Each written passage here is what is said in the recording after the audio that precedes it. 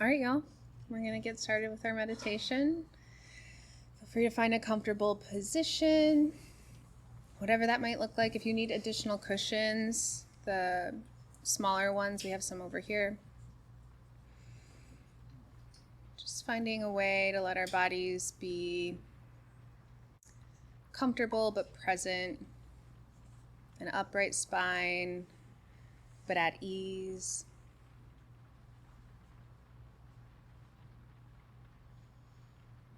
Having the lovely rain as our little backdrop.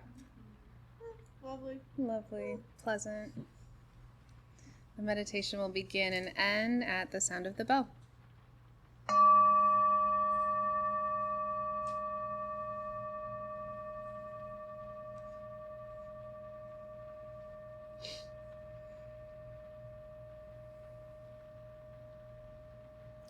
Just starting here. This might be our first time being still today. So let's take a couple collective breaths together. Big inhale through the nose and exhale. Again, inhale, exhale. Last time, inhale and exhale.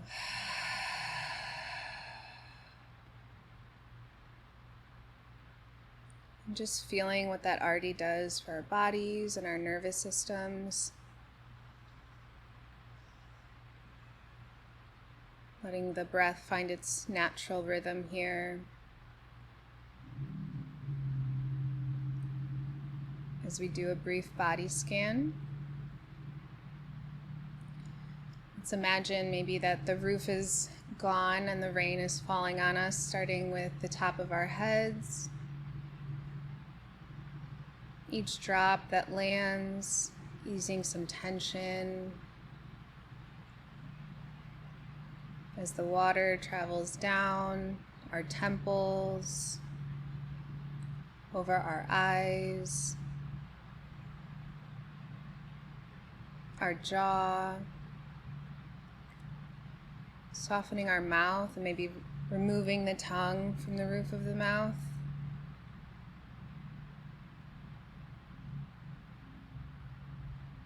As the rain continues to fall down our necks and the tops of our shoulders, it feels good and supportive. You could do a couple shoulder rolls here. Whatever helps you feel present in your body. As the rain moves down our chest, easing any tension here as our chest expands and contracts with each breath.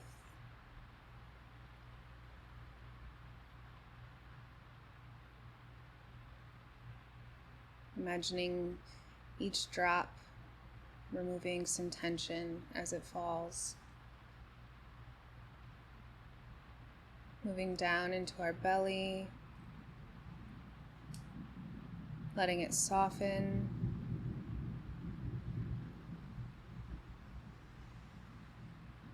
Easing tension in our hips, our thighs, our feet.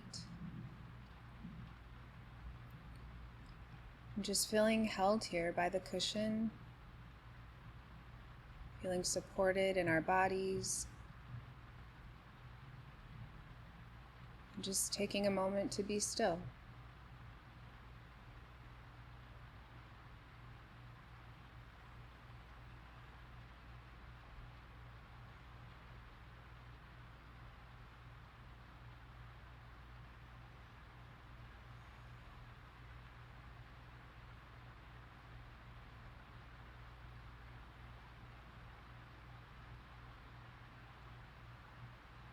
And as we meditate today, just know there's no right or wrong way to be doing this.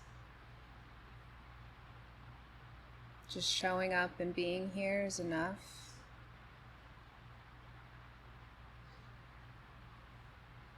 And there's nothing to fix or change about whatever might come through your practice.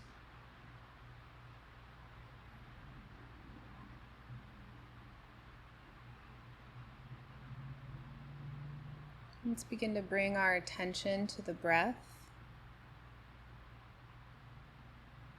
Wherever it might be felt most in the body. For some, that's the belly or the chest, maybe your upper lip.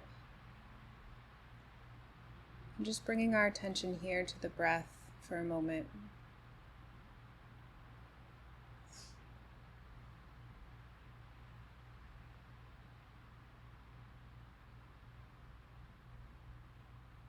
What does it feel like with each inhale and exhale?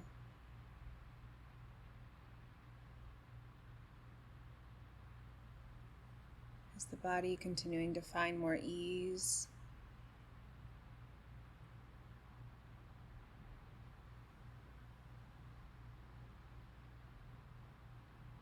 And things might be coming up in the mind, and that's fine. That's what the mind does. But for right now, we're just going to stay with the breath, returning to the breath.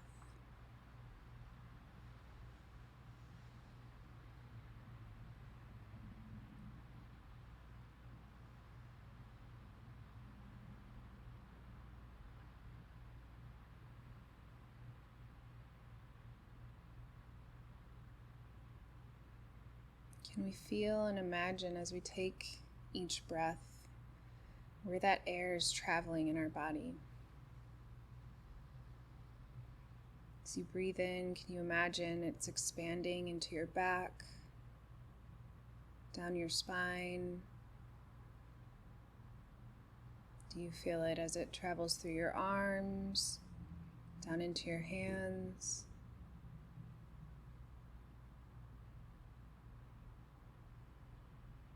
Can you feel the breath through the whole body?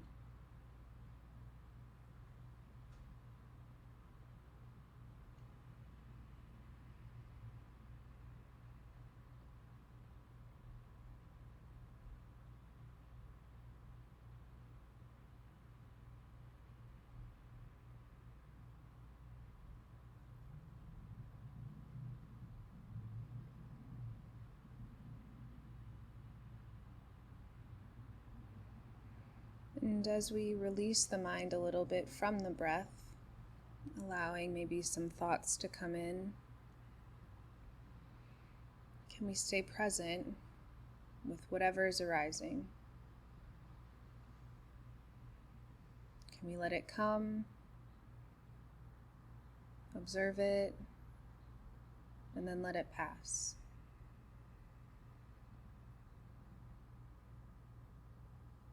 Just being aware of our mind and how what comes up in the mind, what does that do to the body?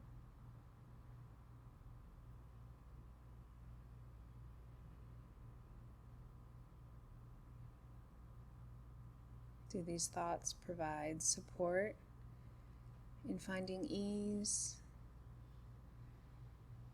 Do you feel maybe some tension arise, some warmth?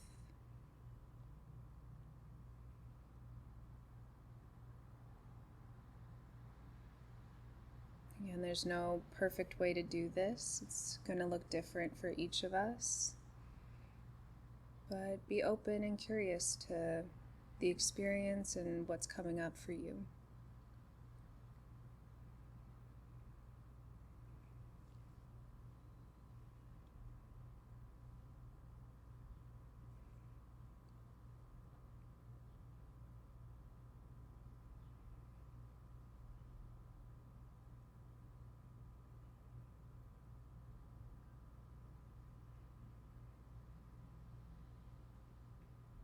And as we explore the mind, can we see ways that we maybe want to hold on to whatever might be arising? Are we craving for it to stay? Are we feeling averse to whatever might be there? Do you feel attached to the storyline that your mind wants to create? There's no judgment. can we bring some awareness to our initial relation to these thoughts?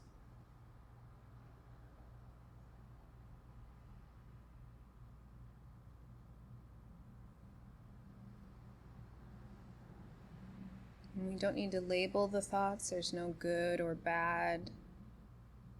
We're just observing what our initial reaction is.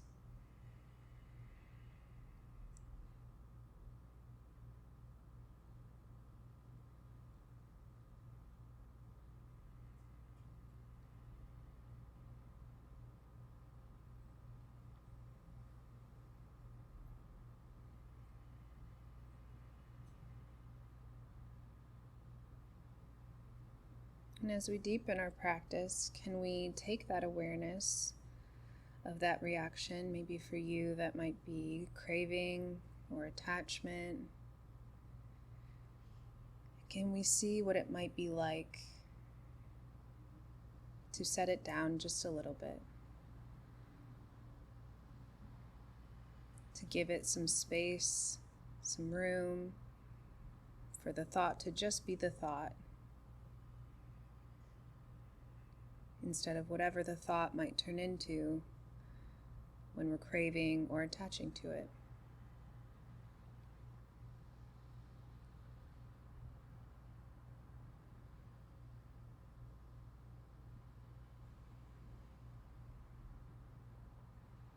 And this might feel new or different to be meeting your thoughts in this way. And so if it helps, you can always say to yourself, it's okay to set something down. It's okay to set this down.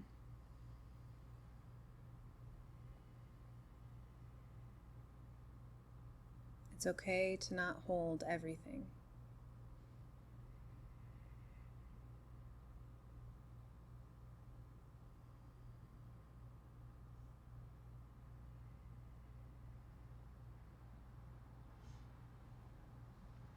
And how does that feel in the body? The idea of setting something down or giving space. What is the body's reaction to that?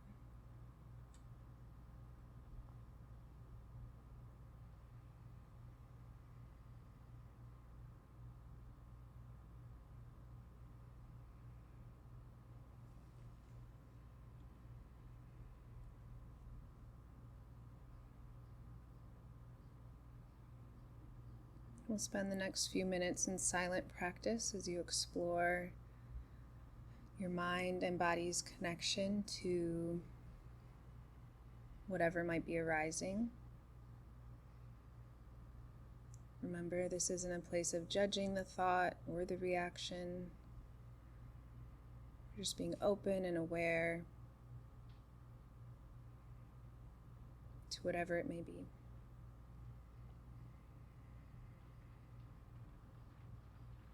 The meditation will end at the sound of the bell.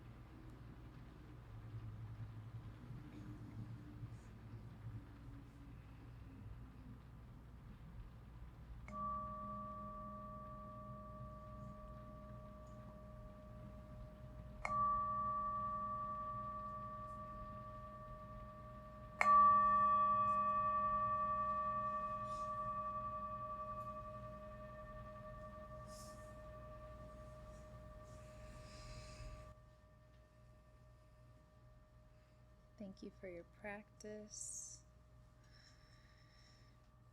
Coming back to the space. I could meditate in the rain all day, every day, that would be ideal. So nice. So today is our second week exploring liberation, or Nibbāna. And today's going to be a bit more of like a story time. I'm going to start with a little story, so I hope you're open to that. Exploring similar to our meditation, some like rough waters where we can find refuge, and how we sort of stop ourselves from getting there. So this story is from the Sutta Nipata, where a student asks the Buddha a question. And the student's name is Kappa.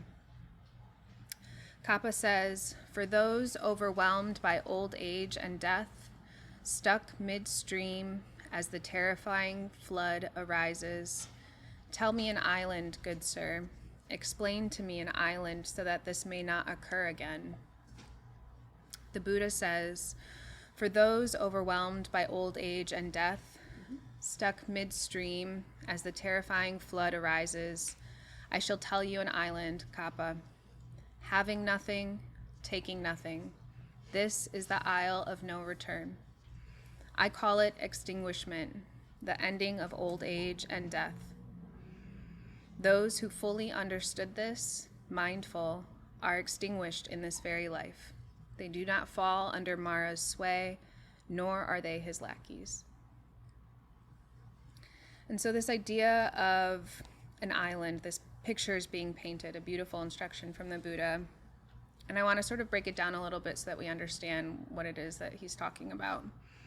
When Kappa says, "For those overwhelmed by old age and death, stuck midstream as the terrifying flood arises," while yes, he's obviously referencing a body. The body ages and it dies, and we are impermanent in our bodies. This is also largely interpreted as samsara, or the endless cycle of suffering in this life. And so that terrifying flood of craving, of instability, of ignorance, I think that's probably the hardest part for me, is the instability of life can feel like a flood, which is why Kappa asks for an island, somewhere to stand, somewhere safe in the middle of what feels unsteady and overwhelming. And the Buddha responds. He says, "Having nothing, taking nothing. This is the isle of no return. I call it extinguishment, the ending of old age and death." And reading this for the first time, I was like, wow, extinguishment sounds extreme, like the end of all things. But then when I was writing this talk, it reminded me of Andrew's talk from last week, where he talked about the fire of liberation. And he shared that the raging fire needs fuel to keep growing, right? Similar to suffering, it also needs fuel to keep going. And that the extinguishing of the fire is actually a liberation of it. And so in that sense, the Buddha's words don't point to loss, but to freedom. The ending of what keeps the fire of suffering burning. And he goes on to say, those who have fully understood this, mindful, are extinguished in this very life. Meaning liberation is possible in the here and now. Through the practice of mindfulness, there can be freedom. And so what I love about Kappa's question is that it reveals something deeply human. He's overwhelmed. I am overwhelmed all the time. And he feels caught. He feels caught in the flood. And he wants to find some place to stand, to take refuge. And honestly, isn't that something we're all doing to some extent? Trying to find refuge in life. And I feel like it wouldn't be too far to say that most of us know what being swept up by a flood is, what that feels like for ourselves. And while we may not name it every day as like old age and death, it's a little extreme, we know stress, and we know grief, we know loneliness and anxiety, and the sense that everything is moving faster than we want it to. We know what it feels like to be midstream, as Kappa says. And so when I was thinking of refuge and sort of how that sat with me, the first thing that came to my mind was the island of misfit toys from Rudolph the Red-Nosed Reindeer. The toys end up there because they don't fit where they're supposed to fit. Parts of them are missing or broken. They're not perfect and shiny new toys. They're the unwanted, the misunderstood. They're different and imperfect. And yet, they all found a place to create together, a place of belonging, their own little island. And so as someone who has often felt like the misfit in one way or another, I've often felt unloved or unworthy or not enough. There's something really, I feel like, deeply tender about that image of creating an island of misfits. And I feel like so much of life is spent trying to become acceptable, trying to become or earn belonging. But on the island, belonging doesn't have to be earned. It's already there. And that is one of the gifts of sanghas, this sangha. We often think about refuge as like an escape from life. Like if I could only get away from it all. But in Buddhist practice, refuge is not a hiding place. Refuge is not experiencing it alone, not facing things alone. And so the island that the Buddha speaks of is not really an escape from the flood. I don't view it as like someone stepping out of the stream onto an island. But metaphorically, it's the capacity to meet the flood without being alone in it. And the way the Buddha sort of taught us about this is he offered what's called the 3 refuges, the Buddha, Dharma, and Sangha, which we often refer to as the triple gem. I feel like that's like new merch. That's like a merch idea. Someone keep that in mind. The triple gem. The triple gem. So Buddha, Dharma, Sangha. And it's not because life becomes certain. It's because it isn't certain. Life is unpredictable. And we need reminders that awakening is possible. And it's possible through the teachings that help navigate us, through companions who can sit with us in the waters, community. And that's certainly what we hope Wild Heart Detroit offers our community, is a place to not be alone in the water of life. And the island of misfit toys works because no one has to pretend. Everyone arrives with their own differences, their own wounds, their strange stuff. And there's relief in that, because belonging is not something we earn through perfection. It's something that we recognize when we are received as we are. And so maybe this is why we seek refuge. Not because we're weak or scared, but because life is real and it's difficult. And none of us have to carry it alone. And so the island Kappa asks for may not be a physical place, but before we understand sort of what non-possession is, which I'll be getting into next, we have to understand that there is a real ache that exists and gives rise to the question of where do I find refuge? Because the flood of life is very real. And so the Buddha talks about how the refuge is always available to us, but what keeps us from finding it? Why haven't we found it? And according to the Buddha, the refuge isn't hidden. It's not awakening that's like reserved for the special few. It's not that life is too difficult. The obstacle is actually much closer to home. So when the Buddha tells Kappa, having nothing, taking nothing, this is the isle of no return. At first, that kind of sounds impossible. I feel like most of us, I'll speak for myself, spend my whole life trying to gather things, like get it closer. Possessions, gathering identities, gathering relationships, opinions, versions of myself. I want them closer to me at all times. And we hold tightly to the story of who we are and how life should be. And we cling to the hope that if we can just arrange things properly, then we'll be safe. That's what my mind tells me anyways. If I could just, once this and this are in place, then everything will be all right. It'll work out. And yet, how often does holding actually bring us ease?